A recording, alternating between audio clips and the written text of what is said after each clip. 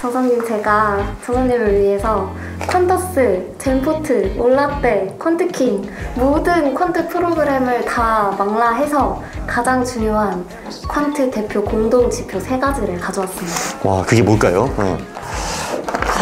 와, 퍼다. 대박. 와, GPA. 마지막 분기 순이익 증가율 YOY. 와.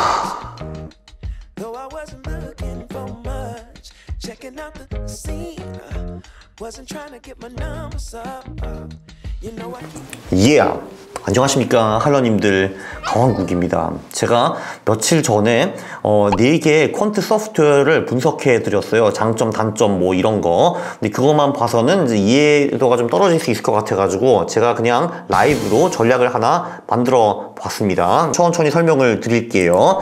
자, 이게 이제 퀀터스 첫 화면입니다. 아마 아시는 분들은 아시겠지만 저는 퀀터스의 CEO는 아니고 지분 투자는 제가 했고요.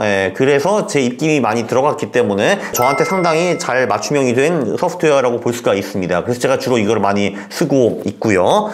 그래서 지금 유니버스 선택이라는 거 하는데, 오늘은 제가 어떤 전략을 만들 거냐라고 하면은 이제 저평가 지표 하나, 수익성 지표 하나, 그리고 성장성 지표 하나, 그 3개 지표를 낸 전략을 소형주 내에서 실현을 해볼 겁니다. 이게 첫 화면인데 보면은 우리가 1000만 원으로 시작한다고 하고요. 그 거래 수수를 제가 그냥 1% 잡아 보겠습니다. 보수적으로. 왜 거래 수수가 이렇게 높느냐 하시는 분들이 계실 텐데요. 한국에서는 아시다시피 주식을 사고 파는데 들어가는 비용이 0.015% 플러스 거래세 0.25% 정도인데요. 근데 소형주 같은 경우에는 우리가 사고 싶은 만큼의 그 액수를 우리가 원하는 가격에 못 살 수도 있습니다. 이제 그게 무슨 말이냐면은, 예를 들면은 최근에 소형주 체결 가격이 10,000원이었어요. 근데 우리가 돈을 왕창 태우고 싶으면은 그 10,000원에 못 사고, 뭐 예를 들면은 1050원이나 1100원에 살 수도 있는 거예요. 반대로 우리가 10,000원짜리 소형주를 팔려고 하면은 사고 싶은 사람들이 적어가지고 우리가 그거를 뭐 9,950원 또는 9,900원에 팔 수도 있습니다. 그게 다 보이지 않는 비용이거든요. 그래서 이 모든 거를 그냥 뭉뚱그레 거래 수수료를 해가지고, 나 몰라, 1% 한 번에 거래할 때 1% 수수료가 든다라고 가정을 해보겠습니다. 자, 그리고 소형주에서는요, 중요한 게 뭐냐면은 소형주도 좋은 소형주가 있고 거지 같은 소형주가 있습니다. 자, 여기 기본 필터에서 특히 여기 뭐 관리 종목이라든지 적자 기업 이런 것들은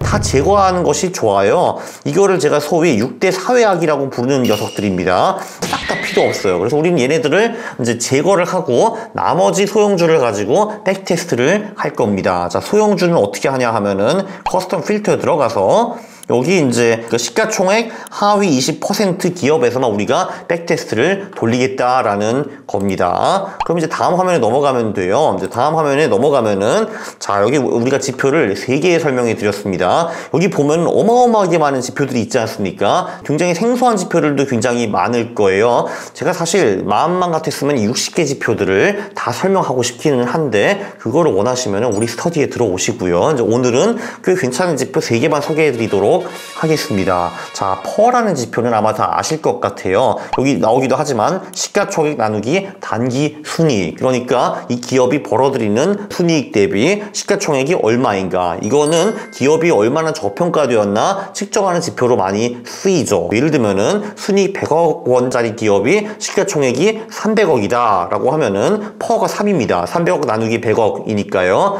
반대로 순이익이 100억인 기업이 시가총액이 1조면은 퍼가 100입니다. 1조 나누기 100억이 되거든요. 그러면 아무래도 그 퍼가 3이었던 그 기업이 아무래도 저평가된 것처럼 보이는 것은 확실히 맞습니다. 왜냐하면 순이익 대비 시가총액이 굉장히 싸니까요. 물론 그 1조짜리 기업, 그러니까 퍼가 100짜리 기업이 비전이 없느냐, 뭐 꼭 그런 건 아닌데, 통계적으로 보면은 퍼가 낮은 기업들이 높은 기업보다 수익이 월등히 높았습니다. 그래서 퍼를 하나 집어넣고요. 자, 그리고 두 번째 지표는 순이익 성장률이에요.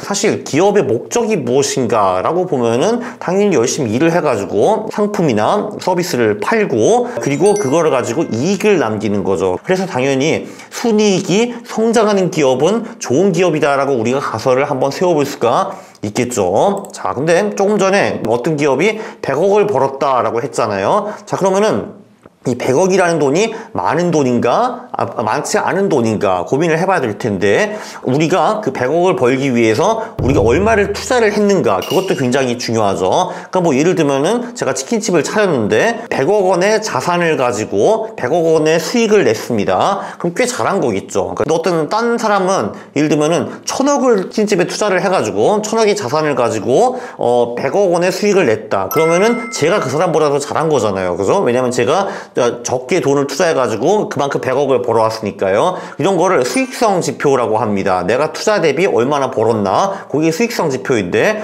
그거의 대표적인 지표로 GPA라는 지표가 있습니다. 여기서 GP는 매출 총이익이고 A는 총 자산인데, 깊게까지 아실 필요는 없고요. 아, 그냥 이거는 수익성 지표이구나, 투자 대비 얼마 벌었구나, 요 지표예요. 자, 그래서 여기 지금 지표가 3개가 들어갔습니다. 퍼가 있고 GPA가 있고 순이익 성장률이 있는데요. 자, 그러면 우리는 퍼가 낮고 GPA가 높고 순이익 성장률이 높은 기업에 우리가 20년 동안 꾸준히 투자를 했으면은 얼마를 벌 수 있었는가, 그거를 백테스트를 해보는 겁니다. 그래서 이제 여기 가셔가지고 이제 일반적 시간 분기 정도로 잡고요. 그리고 이제 20개 종목을 20년 동안 투자를 한다. 한 9월 30일까지 해보죠. 여기. 그러니까 2002년 1월 1일부터 2022년 9월 30일까지 하는데요. 자, 이게 이제 뭘 의미하냐? 자, 우리가 2002년에 요 조건에 부합하는 20개 기업을 가지고 20년 동안 장기 보유한다는 게 삐 절대 아닙니다. 우리는 2002년에 이런 기업들 20개를 사가지고 한 분기 3개월 동안 들고 가고요. 그리고 그 기업들을 교체를 하는 작업을 하는 겁니다. 왜냐면은 2002년 1월 1일과 4월 1일에 요 조건에 부합하는 기업들이 다 다를 거거든요. 왜냐면은 시가총액이 매일매일 변하잖아요. 시가총액은 가격과 연동이 되어 있는 거기 때문에.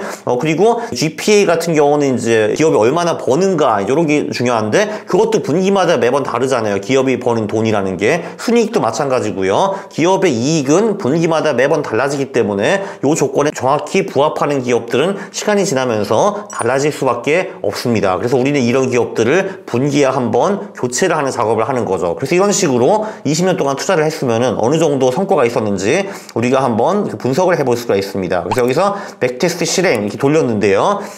라떼는 말이야. 그러니까 제가 젊었을 때는 제가 코딩을 못했기 때문에 이런 백테스트를 한 번 돌리는데, 엑셀로 막 했는데 한 번 돌릴 때 30분에서 1시간 정도 걸렸거든요. 몰라 짜증났습니다. 네, 근데 보시다시피 이 퀀터스는 이게 전부 다 소프트웨어화가 되어 있기 때문에 비교적 빨리 백테스트를 할 수 있는 거를 볼 수가 있고요. 벌써 결과가 나왔네요. 자, 이렇게 해가지고 이런 전략에 투자를 했으면은 우리의 연봉리 수익률이 40%였습니다. 그래서 이런 식으로 우리가 20년 동안 투자를 했으면은 우리의 원금은 938배 되었다라고 볼 수 있습니다. 그리고 최근에는 안 통하는 거 아닌가 한번 보시면요.